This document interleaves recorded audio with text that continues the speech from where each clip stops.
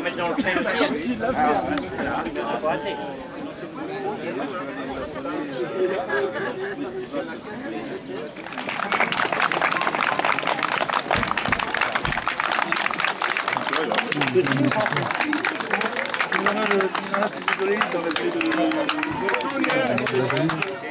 Alors je remercie d'abord évidemment tous les organisateurs, je félicite les élus bien sûr, aux municipales puis aux européennes. Gilles Le Breton est à côté de moi, donc député européen, tête de liste qui a fait un score brillant dans ce Grand Ouest.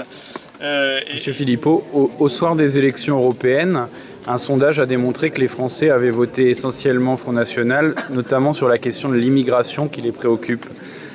Or, le soir des élections européennes, il n'y a eu aucune fois le mot immigration prononcé.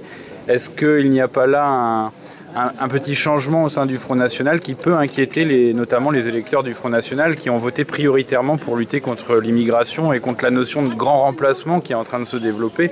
Ça c'est votre interprétation. Mais si les électeurs du Front National étaient inquiets, ils ne seraient pas à 25% à voter pour nous. Voilà. Et ils voteraient pour d'autres mouvements qui manifestement ne recueillent aucune adhésion. Et contre l'immigration, du coup, qu'est-ce que vous préconisez? Vous ne connaissez pas notre programme contre l'immigration? C'est inquiétant. Je pensais qu'on était bien connus au moins sur ce point. Vous pouvez nous le redire peut-être? Alors on va vous le redire. L'immigration légale, on va passer de 200 000 à 10 000 par an, à titre de séjour. Et évidemment par la restauration des frontières, qui est une question d'ailleurs liée aux questions européennes aussi.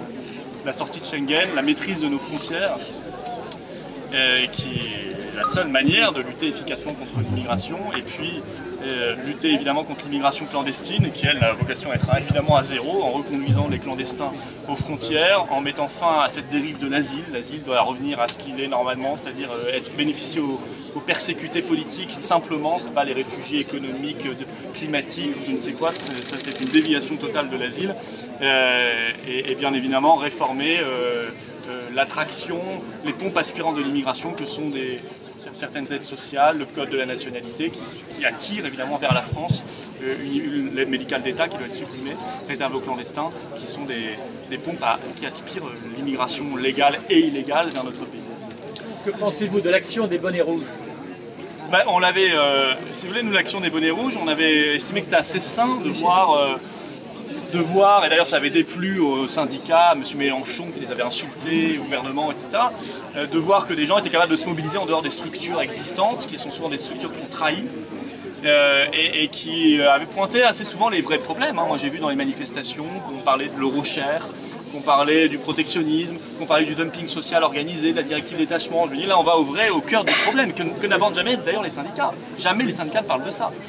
Donc on avait plutôt de la sympathie pour ce mouvement. Après je sais qu'il y a des récupérations politiciennes derrière, je ne suis pas naïf sur tout ça, mais je crois qu'il y a parmi les manifestants et on va dire même au-delà de ça, les sympathisants, ceux qui aiment ce mouvement, pas mal de nos électeurs qui voient plutôt d'un bon oeil ce qui s'est passé.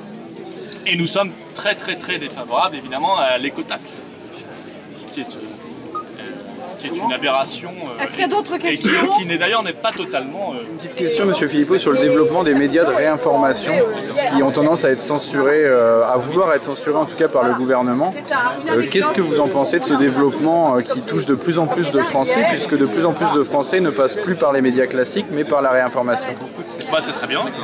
Tout ce qui peut, nous sommes favorables à la liberté sur Internet, donc tout ce qui permet de multiplier les sources d'informations sur Internet, de faire savoir des choses qui ne sont pas forcément diffusées dans les masses médias, tant mieux, vraiment tant mieux, mais il faut préserver la liberté sur Internet parce qu'elle est vraiment menacée, et notamment avec un Valls Premier ministre, il y a une vraie vigilance à avoir, parce que M. Valls c'est quelqu'un qui a un vrai problème avec la liberté d'expression, qui a un vrai problème avec Internet, mais il l'a dit lui-même, je n'invente pas, il l'a dit lui-même.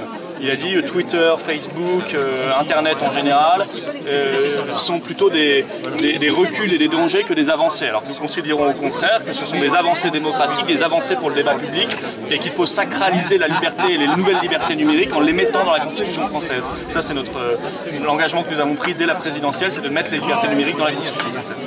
Merci. Voilà.